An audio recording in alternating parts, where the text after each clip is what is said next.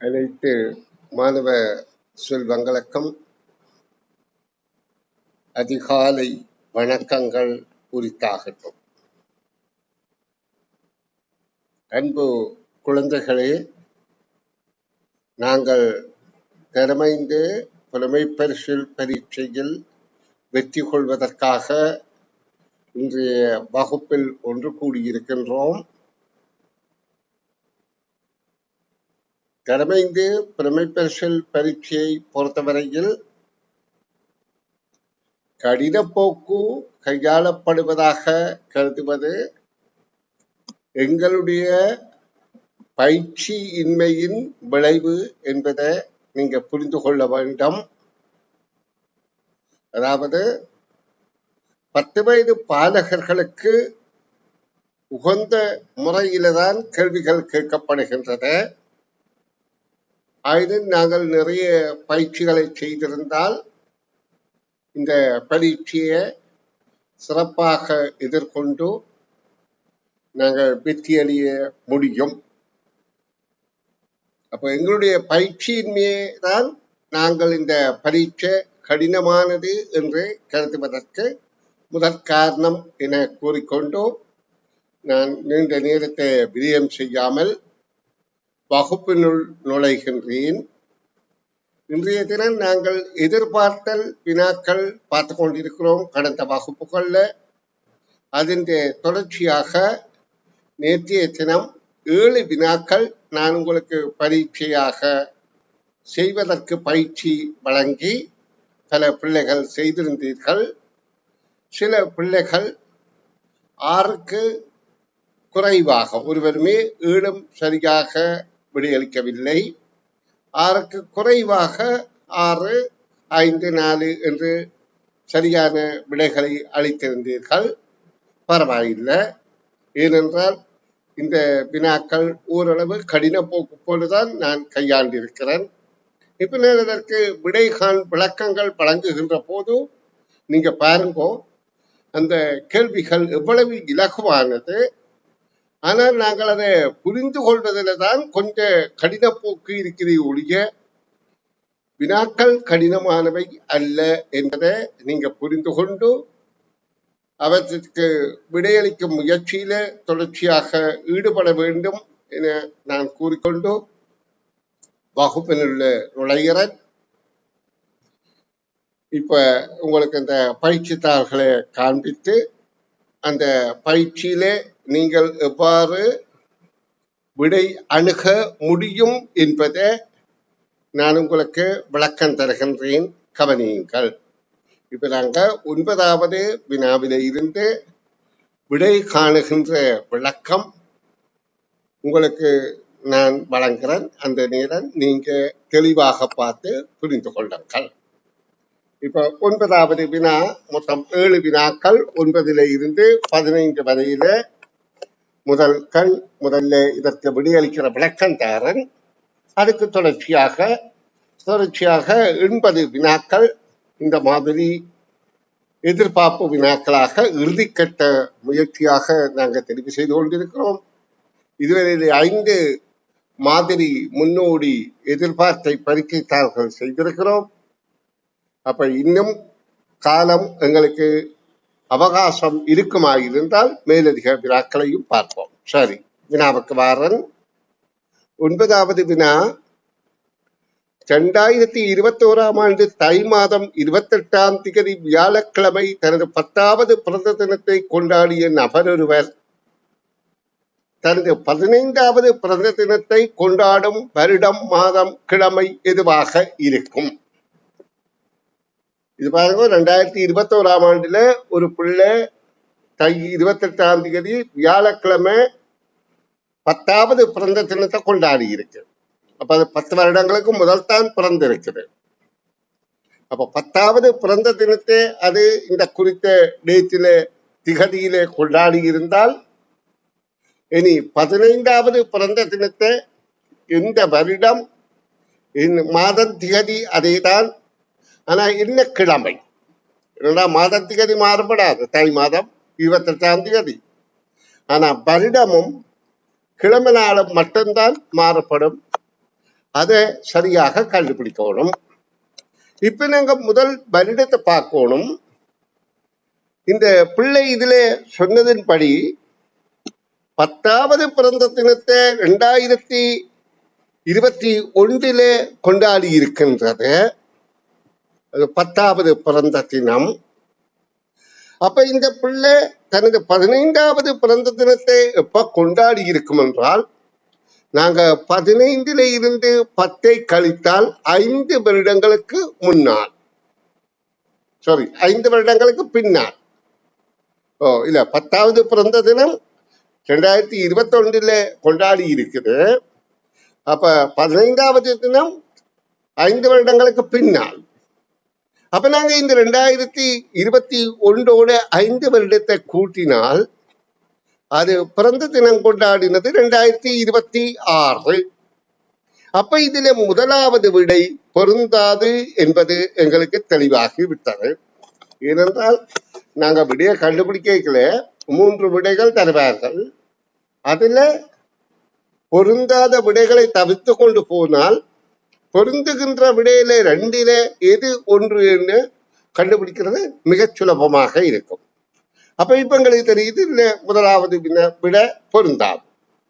இனி நாங்கள் 2வது விடையில பார்த்தால், இங்கே திகதி 28 என்றது விடையில தரவில்லை, மாதம் தை என்பது தந்திருக்குது, ஆண்டு 2026 என தந்திருக்குது. அப்ப இந்த 2 விடயங்களும் பொதுவாக ஒரே விடயமாக இருக்கின்றது. இந்த கிழமையினால்தான் செவ்வாய் வியாழன் என்று இருக்கின்றது. அதிலே எது என்பதை நாங்கள் கண்டுணர வேண்டும். அப்ப அதற்கு கொஞ்சம் எங்களுக்கு காலத்தை பற்றிய விசாலமான அறிவு தேவை. இப்ப நான் அதை சொல்லித்தாரேன், கேளுங்க. இப்ப நாங்க இதுக்குள்ள 2021 இருந்து அந்த பிள்ளை 10வது பிறந்த தினம் 2021 என்றால் 2026 15வது கொண்டாடி இருக்கும்.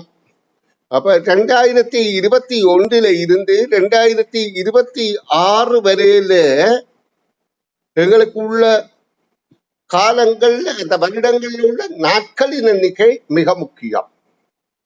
ஏனென்றால் 2021, 22, 23, 24, 25, 26. அப்ப இங்க அந்த பிள்ளை 2021 பிறந்த நாளை கொண்டாடி இருக்குது. அது இப்ப 28ஆம் தேதி வியாழக்கிழமை. அப்ப எங்களுக்கு அடுத்தடுத்த வருடங்கள்ல 2022, 2023, 2024, 2025, 2026 கிழமை நாட்கள் தான் இப்ப எங்களுக்கு தேவை. இந்த 2 தான் நாங்கள் கண்டுபிடிக்க வேண்டி இருக்கின்றது. மற்ற 2 பொதுவாக இருக்கின்றது. அப்ப அதை முதல் கண்டுபிடிச்சிட்டோம். அப்ப இந்த செவ்வாய்க்கிழமையா புதன்கிழமையா என்பதுதான் நாங்க கண்டுபிடிக்க வேண்டிய விடயமாக இருக்கின்றது. அப்ப நாங்க இதுல என்ன செய்கிறோம், 2021 என்பது சாதாரண வருடம், 2020 முதல் வருடம் லீப் வருடமாக இருந்திருக்கும். அப்ப இது சாதாரண வருடம், அடுத்ததும் சாதாரண வருடம், அடுத்ததும் சாதாரண வருடம், அடுத்தது லீப் வருடம் நெட்டாண்டு, அடுத்தது சாதாரண வருடம், சாதாரண வருடம், அடுத்தது சாதாரண வருடம். அப்ப எங்களுக்கு தெரியும், சாதாரண வருடத்துல 365 நாட்கள் இருக்கின்றது. இந்த லீப் வருடம் இதிலே ஒன்றுதான் வருகின்றது, அது 366 நாட்கள். 366 நாட்கள் உள்ளது 2024 மட்டும்தான். அப்ப மற்ற 2021, 2, 3, 4, 5 4 இல்ல 5, 6 2026 வரையில சாதாரண வருடங்கள். இப்ப எங்களுக்கு 2024 பற்றி கவலை இல்லை, ஏனென்றால் அது இங்கே தரப்பட்டிருக்கு வியாழக்கிழமை என்று. அது சாதாரண வருடம். அடுத்த வருடம் தை 28ஆம் தேதி என்ன கிழமை என்று பார்க்கறதுக்கு இந்த 2021 சாதாரண வருடம் என்ற தகவல் எங்களுக்கு தேவை. உங்களுக்கு தெரியணும், சாதாரண வருடத்துல 365 நாட்கள் இருக்குது. அதை ஒரு வாரத்தில் 7 நாள் என்றபடியால் 7ஆல வகுத்தால் 52 வாரங்களும் ஒரு நாளும் மீதமாக இருக்கின்றன. அப்ப 52 நாளும் ஒரு நாளும் மீதமாக இருக்கின்றால் அந்த கருத்து என்ன? இங்கு அந்த அவற்றை பிறந்த நாள் வியாழன்ல தான் இருந்திருக்கு. அப்ப வியாழக்கிழமையில இருந்து நாங்கள் வார நாளை பார்ப்போமா இருந்தால் வியாழன், வெள்ளி, சனி, ஞாயிறு, திங்கள், செவ்வாய், புதன் வரையிலான வார நாட்கள் 52 இருக்கின்றது. அப்ப மீதி இருக்கிற ஒரு நாளும் வியாழக்கிழமையா இருக்கிறபடியால் அந்த சாதாரண வருடத்துல ஜனவரி 1ஆம் தேதி இங்க ஜனவரி 28ஆம் தேதி ஜனவரி 28 2021 வியாழனா இருக்கும்.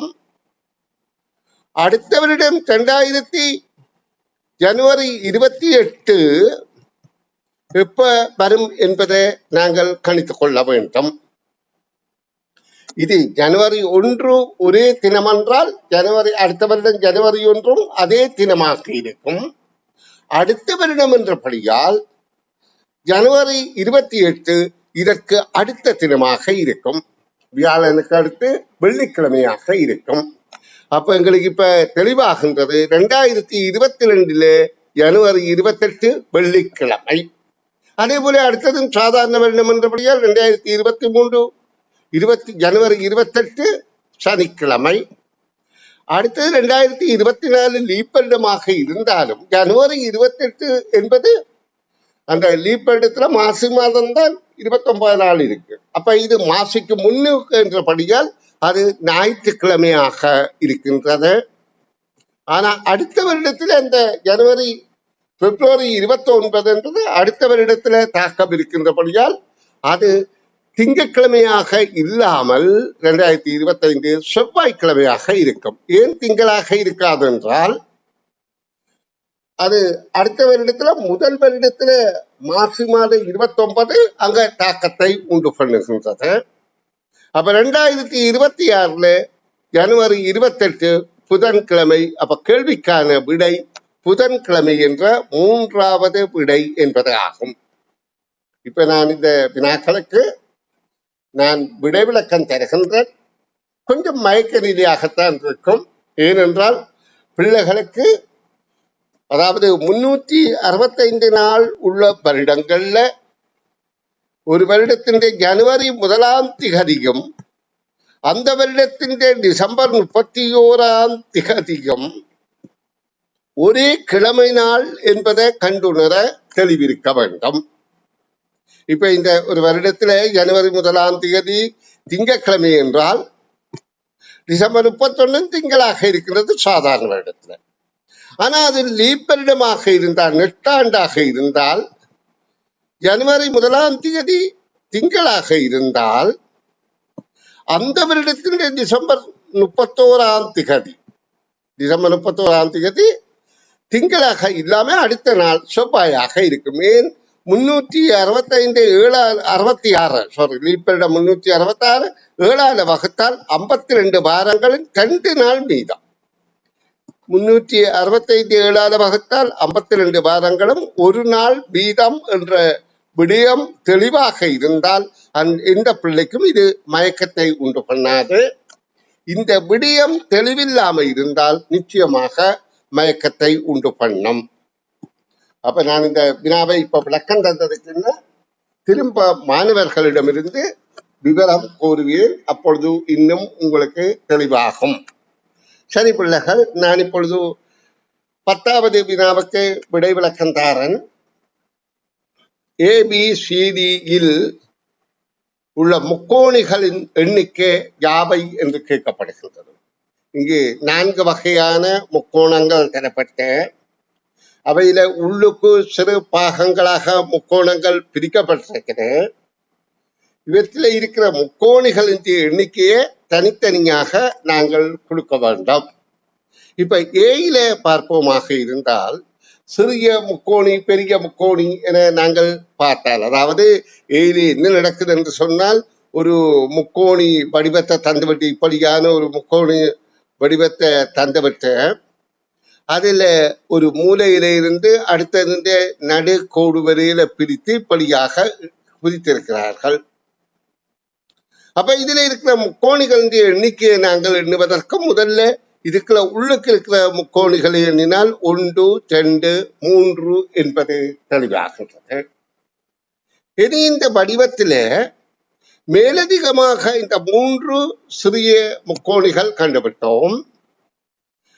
இப்ப அந்த பிரிக்கப்பட்டதால உருவாகிய முக்கோணங்களை நாங்கள் பார்ப்போமாக இருந்தால், இப்ப பாருங்க, இது பிரிக்கப்பட்டதால இப்படி ஒரு முக்கோணி, இப்படி ஒரு முக்கோணி 2, பிறகு அடுத்த நேர்கோட்டிலே பிரித்ததால அதிலே 2 முக்கோணிகள், இப்படி ஒரு முக்கோணி, இப்படி ஒரு முக்கோணியாக 4 முக்கோணிகள் இருக்கின்றது. இறுதியாகத்தான் நாங்கள் இந்த பெரிய முக்கோணியையும் ஒரு முக்கோணியாக கருதினால் அதுவும் ஒன்று இருக்கின்றது. அப்ப மொத்தம் 8 முக்கோணிகள் இருக்கின்றது என்பதை நீங்க தெளிவுபடுங்கள். அதாவது இதுல மொத்தம் 8 முக்கோணிகள் இருக்கின்றது. இந்த ஒன்றையும் சேர்ந்தால் 8 முக்கோணிகள். அப்ப இதுல இருப்பது 8 முக்கோணிகள். இனி அடுத்ததிന്റെ முக்கோணிகளை எண்ணுவோம். இப்ப எங்களுக்கு இதுல விடை உடனடியாக தெரியுது. முதலாவது 8 என்றால் இது பொருந்தாது, இதுவும் பொருந்தாது. அப்ப 2வது விடைதான் பொருந்தது. அது மட்டுமல்ல, இந்த விடயம் பிள்ளைக்கு தெரியாத பட்சத்திலையும் இந்த விடயம் மட்டும் தெரியுமாக இருந்தால் கேள்வி இந்த விடைய பிள்ளை இலகுவாக அணுக முடியும். அப்படி அணுக முடியும். இதுல பிள்ளைக்கு தெரியும் 1, 2, 3, 4 என்றால் அந்த எண்களை கூட்டுகின்ற அளவில் முக்கோணம் கிடைக்கும். அப்போ 1, 2, 3, 4 என்றால் 4வது முக்கோணம். 4வது முக்கோணம் என்பது 4, 5 பெருக்கி 4 20, 20 அரைவாசி 10 என்பதை தெரிந்து விட்டால் இந்த பிள்ளை 3வதுல விடையாக 10 வாரது எது என்று பார்த்தால் இதுதான். அப்ப இந்த விடை என்று இலகுவாக கணித்துக் கொள்ள முடியும். உங்களுக்கு தெரிந்திருக்கணும், இந்த முக்கோணங்கள்ல இப்படியாக இந்த மாதிரி பிரிக்கிறதுல எத்தனை முக்கோணம் என்றால் அந்த எண்ணிக்கைகளை தனியா போட்டு கூட்டினாலே சரி. அதே மாதிரி செவ்வகத்திலேயும் அப்படி இருக்கின்றது. இப்படியாக செவ்வகம் இருக்கின்ற வைத்துக் கொள்ளுங்க. 3 செவ்வகம் இருக்குது என்றால் இதே செவ்வகமாக்கிறதுங்க. அடுத்த 4 செவ்வகம் இருக்கின்ற வைத்துக் கொண்டால் இதுல 1, 2, 3, 4 செவ்வகங்கள். அப்ப இதுல கிடைக்கிற செவ்வகங்களின் எண்ணிக்கையும் 10 என்பது தெரிந்திருக்க வேண்டும். இது இந்த முக்கோணிக்கும் செவ்வகத்துக்கும் இந்த கருத்துக்கள் பொருந்தும் என்பதை தெரிந்து வைத்துக் கொள்ளுங்கள். அப்ப எங்களுக்கு இப்ப இதுல 8 என்பதை கண்டுபிடித்தோம். அடுத்தது எத்தனை இருக்கின்றது? 10, அதாவது 9 இருக்கின்றது என்று இருக்கின்றது. அப்ப அது எப்படி 9 வருகின்றது என்றால் இந்த உள்ளுக்கு இருக்கிற முக்கோணத்துல 4 முக்கோணங்கள் இருக்கின்றது. எப்படி இருக்கின்றது? இப்ப பாருங்க, உள்ளுக்கு இருக்கிற முக்கோணம் இப்படியாக பிரித்திருக்குது. அப்போ 1, 2, 3, 4. ஆனா இதோடு சேர்த்தால் 5 இருக்கின்றது. அதாவது பெருசையும் சேர்த்தால் 5. அப்ப திரும்ப இதுல அப்ப நாங்கள் 1, 2 இதை எண்ண முடியாது, ஏற்கனவே எண்ணி போட்டோம். 3 இருக்கின்றது. அப்ப முதல்ல இதை 4 என்று எண்ணி இருந்தால் இதே 1 4 எண்ணலாம். அப்போ முதலாவது தடவையில 4, அடுத்த தடவையில 4. திரும்ப இந்த பெரிய முக்கோணம் ஒன்று இருக்கின்றது 1. அப்போ 9. அப்ப முதலாவதும் சரி 8, 2வதுல 9 என்றது சரி. மற்றது 10 என்பதற்கு ஏற்கனவே விளக்கம் தந்து விட்டேன். அடுத்தது 11 முக்கோணி இதிலே எவ்வாறு அமைகின்றது என்று பார்வையிடுவோம். இதுல பாருங்க, நடுவிலே ஒரு முக்கோணம் இருக்குது. மற்ற 3 முக்கோணங்களும் 2 பாகங்களாக பிரித்திருக்குது. அப்ப நாங்க தனி முக்கோணமாக கருதினால் இங்கே 1, 2, 3, 4, 5, 6, 7 சிறிய முக்கோணங்கள் இருப்பது எங்களுக்கு புலனாகின்றது. இனி மேலதிகமாக இன்னும், அதாவது 11 என்றால் இங்கே நாங்கள் 7 பார்த்தா இன்னும் 6 இருக்குது. அந்த 6 எவ்வாறு அமைகின்றது என்றால், இந்த 2 சேர்ந்த முக்கோணத்தை பாருங்க. இது ஒன்று, இது ஒன்று, இது ஒன்று, மற்றது ஏற்கனவே எண்ணியாச்சு. அப்ப அது மூன்றும் சேர்ந்தால் 12. பிறகு இறுதியில ஆகப்பெரியது இந்த ஒன்று சேர்ந்தால் மொத்தம் எங்களுக்கு தெரிகின்றது. சாரி, முதல்ல நாங்கள் 7 பார்த்து, நாங்கள் 9 அல்ல 7, 7ஓடு தான் இங்க கூட்டணும். இது 7 அல்ல, இதுல வந்தது 7. எப்படி? முதல்ல இது மற்ற இந்த காத்த கணிப்பு 7. நான் திரும்ப உங்களுக்கு விளக்கம் தான் பாருங்க, உங்களை மனமயக்கம் உண்டு பண்ணாம.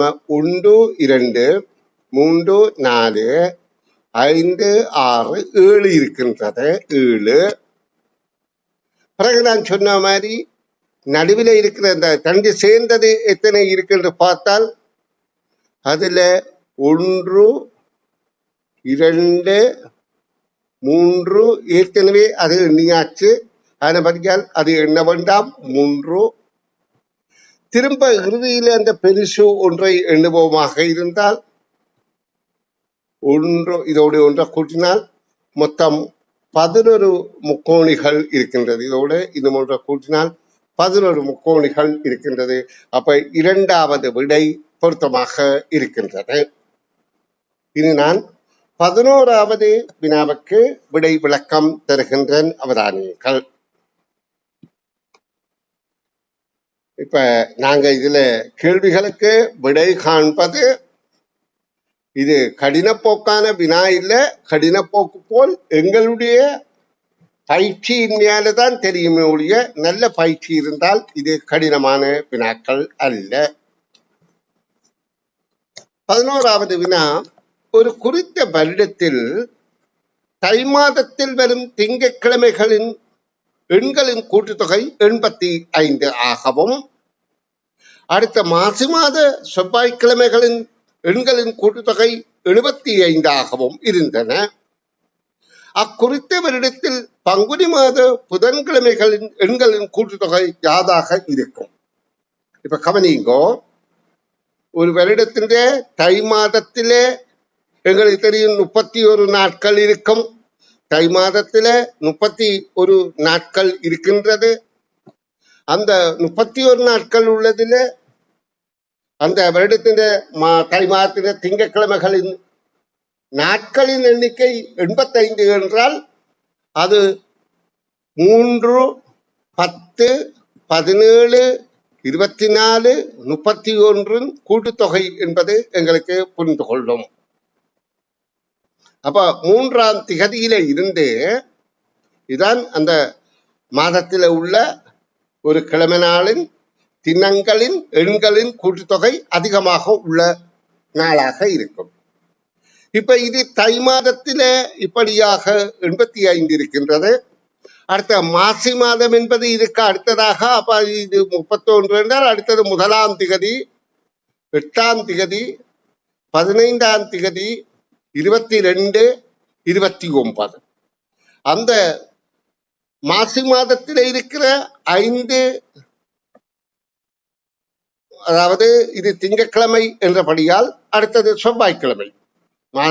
திங்கட்கிழமை தான் 31ஆம் திகதியும் 3ஆம் திகதியும் திங்கள், 31 வரையில திங்கள், 3, 10, 17, 24, 31. அப்ப மாசி மாதம் 1ஆம் திகதி செவ்வாய்க்கிழமை. அப்ப செவ்வாயில இருந்து 29 வரையில இருக்கின்ற, அதாவது 1ஆம் தேதியில இருந்து 29 வரையில செவ்வாய் என்றபடியால் அதிலே இருக்கின்ற தொகை 75. இது ரெண்டும் இங்க கேள்வியில தரப்பட்டிருக்கு. இப்ப எங்களுக்கு கேள்வி என்ன? இது தை மாசி என்றால் அதற்கு அடுத்த மாதம் பங்குனி மாதத்தில இருக்கப்பட்ட அடுத்த நாள் செவ்வாய்க்கு அடுத்த புதன்கிழமைகளின் திகதிகளின் எண்களின் கூட்டுத்தொகை யாது என்று கேட்கப்படுது. அப்ப எங்களுக்கு தெரியுது, இந்த மாசி மாதத்தில 29க்கு மேல திகதிகள் இருக்க முடியாது. அது லீப் வருடம் என்றபடியே தான் 29 இருக்குது. மற்றபடி சாதாரண வருடம் என்றால் 28 தான் இருக்கும். அப்ப இதுக்கு அடுத்தது புதன்கிழமை என்பதும் 1ஆம் தேதியிலான ஆரம்பிக்கும்.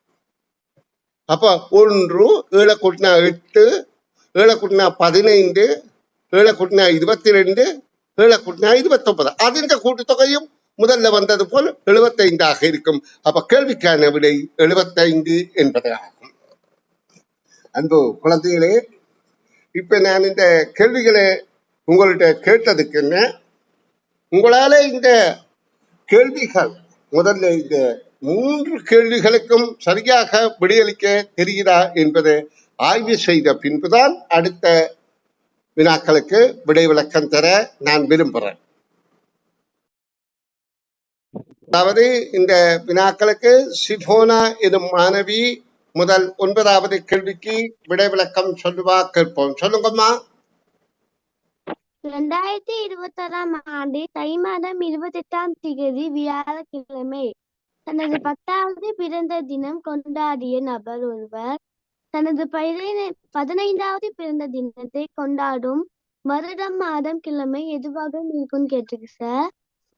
2022 வந்து சார் சாதாரண வருடம் சார்.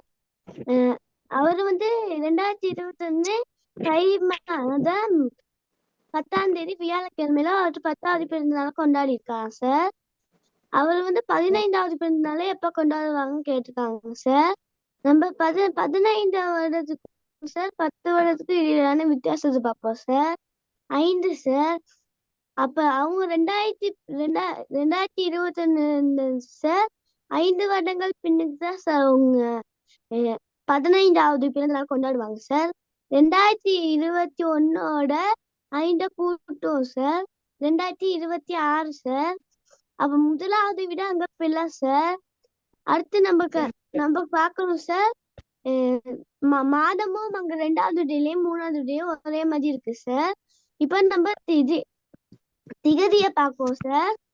திகதியில சார் 2021 சாதாரண வருடம் சார். 2022 சாதாரண வருடம் சார். 2023 லீப் வருடம் சார். 2024 லீப் வருடம் சார். 2025 சாதாரண வருடம் சார். 2026 சாதாரண வருடம் சார்.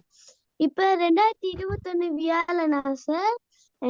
2022ஆம் ஆண்டு வந்து சார் வெள்ளியா இருக்கும் சார். 2023 சனியா இருக்கும் சார்.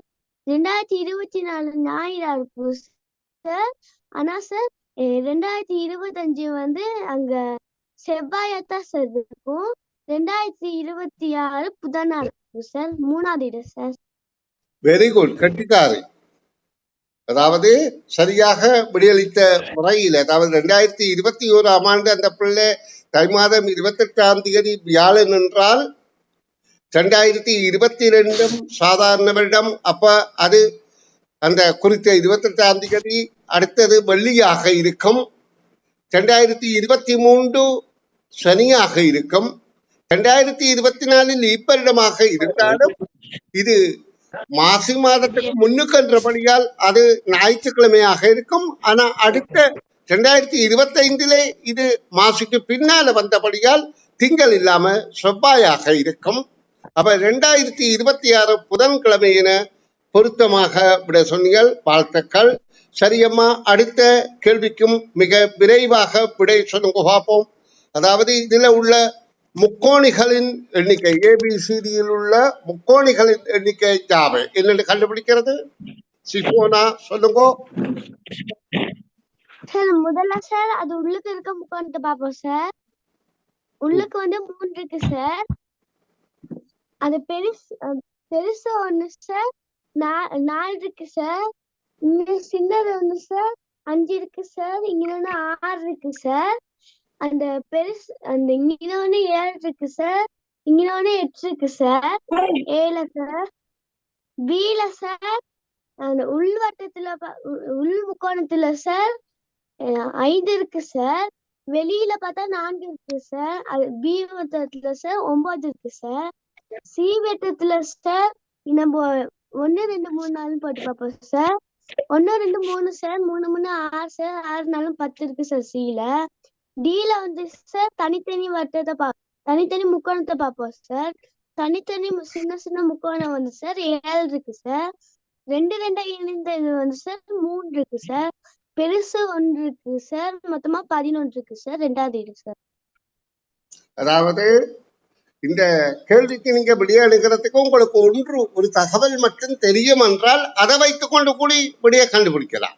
இந்த மூன்றாவது என்பது எல்லாருக்கும் அதிகமாக தெரிந்திருக்கும். கண்டுபிடிக்கிற முறை 1 2 3 4 கூட்டினால் 10 என்பது இலகுவாக கண்டுபிடிக்கிற முறை. அப்ப இந்த விடையை பொறுத்து இப்ப இந்த பிள்ளை குறித்தது மாதிரி மற்ற விடைகளுக்கான விடை விளக்கத்தை தெளிவாக நீங்க புரிந்து கொள்ளலாம். சரி, இப்ப நான் சிஃபோனாவிடம் இறுதி வினா, இந்த பக்கத்துல இருக்கிற இறுதி வினாவுக்கு விடைகான் விளக்கம் கேட்கிறேன். சொல்லுங்க சிஃபோனா. ஒரு குறித்த வருடத்தில் தை மாதத்தில் வரும் திங்கட்கிழமைகளின் எண்ணிக்கைகளின் கூட்டுத்தொகை 85 ஆகவும் அடுத்த மாசி மாத செவ்வாய்க்கிழமைகளின் எண்ணிக்கை கூட்டுத்தொகை 75 ஆகவும் இருந்தன. அக்குறித்த வருடத்தின் பங்குனி மாதம் புதன்கிழமைகளின் எண்ணிக்கையின் கூட்டுத்தொகை யாராக இருக்கும் கேட்டுக்கு சார். நம்ம வந்து சார் அந்த தை மாதம் வந்து 31 நாள் இருக்கு சார். அதுல வந்து 3 நாட்கள் வந்து 5 நாட்கள் இல்லை சார். அது நம்ம 3வது நாட்கள்ல பார்த்தா சார் 3ஆம் தேதின்னு இருப்போம் சார். 3ஓட 7 10 சார். 10ஓட 7 17 சார். 17ஓட 7 24 சார். 24ஓட 7 31 சார். அது அவ்வளோத்தையும் கூட்டினா அதாவது 85 மூன்றாம் திகதியில இருந்த அந்த ஒழுங்கா சொல்லுங்கம்மா. 3ஆம் திகதி 3ஓட 7 10 சார். 10ஓட 7 17 சார். 17ஓட 7 கூட்டினா 24 சார். 24ஓட 7 கூட்டினா 31 சார். அப்ப இதுல எவ்வளவு இருக்கு அது மொத்தம்? அவ்வளோத்தையும் கூட்டினா 85 சார். 85 சார் இது தை மாதத்துல. அப்ப மாசி மாதத்துல மாசி மாதத்துக்கு எடுத்துக்கு சார். தை மாதத்துல 31 நாள் இருந்தா சார். மாசி மாதம் 1ஆம் தேதி வந்து செவ்வாய்க்கிழமையா இருக்கும் சார். இப்ப நம்ம கூட்டுறோம் இது சார். 1ஆம் தேதி 31 என்றபடியால் மாசி மாதம் 1ஆம் திகதி இருக்கும் என்ன? அப்ப மாசி மாதம் 1 8 15 22 29 கூட்டினாவிலாமா 75. இது ரெண்டும் இங்க தந்திருக்கு. 75 இப்ப சார். கேள்வி கேட்டது பங்குனி மாதம். பங்குனி மாதத்து பங்குனி 1ஆம் மாதம் தேதி எப்ப? புதன்கிழமை கேட்டு சார். 1ஆம் தேதி புதன்கிழமை சார். 29 செவ்வாய் இருந்தா சார். 1ஆம் தேதி புதன்கிழமை சார். பங்குனி மாதம் 1ஆம் தேதி 1. அப்ப அதுக்கும் 1 8 15 22 29 கூட்டினா எவ்வளவு விடை பெறுகிறது? 75 சார். 75. வெரி குட், வாழ்த்துக்கள் சிஃபோனா. இது இப்படி ஒரு பிள்ளைக்கு புரிந்து கொள்ளுதென்றால் மற்ற பிள்ளைகளும் புரிந்து கொள்ள முடியும் என்பதுதான் இந்த உண்மையான வெளிப்பாடு. அதாவது எனக்கு இந்த விடைகளுக்கு விளக்கம் தருகின்ற போது பிள்ளைகளால கஷ்டமா இருக்குமோ என்று நான் சில வேளை கருதக்கூடும். ஏனென்றால் இது குழந்தைகளுக்குரிய 10 வயது பிள்ளைகளுக்குரிய வினா என்றபடியால். ஆனால் இப்ப 10 வயது பிள்ளை ஒன்றுதானே இதை புரிந்து விளக்கம் தருகிறது. அப்ப எல்லாராலும் புரிந்து கொள்ள முடியும். அவர்கள் தங்களை தகுதியுடையவர்களாக மாற்ற வேண்டும் என கூறிக்கொண்டு வகுப்பை நான் நிறைவு செய்ய போறேன்.